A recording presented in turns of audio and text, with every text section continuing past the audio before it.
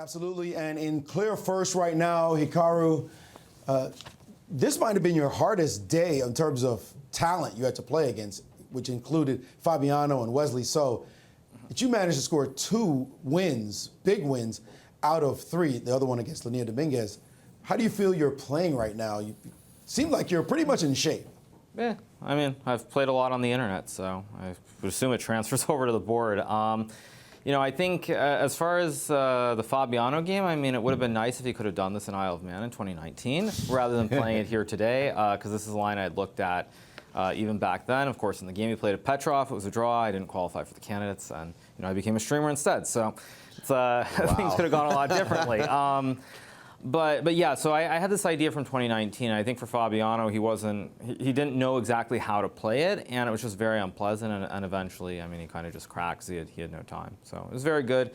And then Lenier's game, I mean, it was just computers. I mean, you look at a position as a human, it's very scary. With the computer just laughs at you and shows like 5 different ways to equalize. But over the board, if you don't know, it's very difficult. So 2 very good games for me.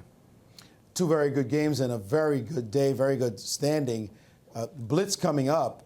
Everybody knows you're the best Blitz player in the world. You must really like your chances right now. Yeah, I mean, I think I have good chances. Again, Blitz is a little bit different than Rapid, and the one thing I would say is that in this event, I actually used a lot of time in many games, which is one thing I normally haven't done in my, over the course of my career. So, perhaps it could be a little bit tricky getting back into form. But again, I think that being in the lead even is a really good spot to be, and we'll see how it goes.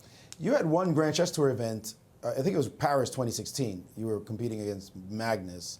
You managed to win that with the lead.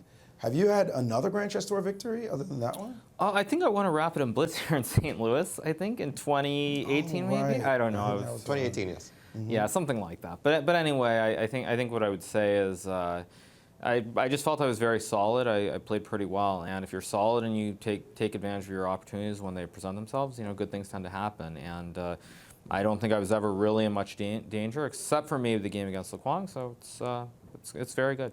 Are you feeling anything at all about being a spoiler for the guys who are actually on the Grand Chess Tour? Watching them step back a little bit. Maxime is really pleased to see you at the top.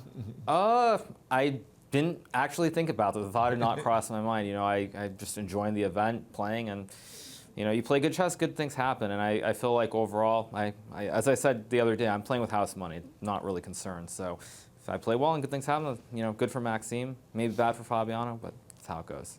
All right, well, congratulations on how you're playing, and look forward to seeing you show your skills in the Blitz. Thank you, Maurice. Hikaru, if you don't mind me asking, you mentioned that this idea was prepped by you for some time ago. Share with us the thought process that brought you to knight d2 and this whole, I want to say, pressure that you kept on him. Just hit the space bar. Computer gives you the best one. But yeah, what I know is that, I mean, I had this.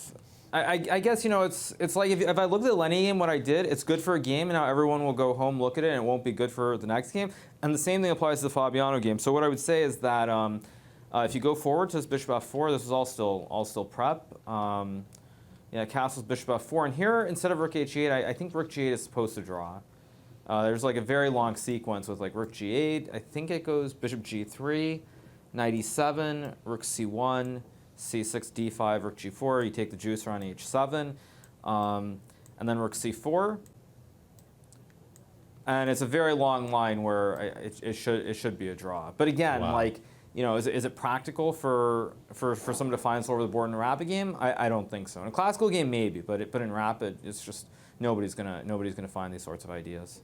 Gotcha. Is that the secret? Find ideas that top players just may not work out. Like, just find those lines that the computer says, you got to find these moves or else. Yeah, I mean, basically that's the idea. I think in classical chess too, the only problem is when someone has 2 hours, it's a lot easier to think and figure it out when you can take 30 minutes versus having to take maybe 10 or 15 at most. I would say Lenny game is a better example, where if Lenny had 2 hours, he for sure would have found something better than what he did in the game with his knight takes d5 and queen b8, and probably it would have been a draw. So you try to do it in both, but definitely in rapid, it can be much more effective if your opponent's surprised. All right, thanks for those insights.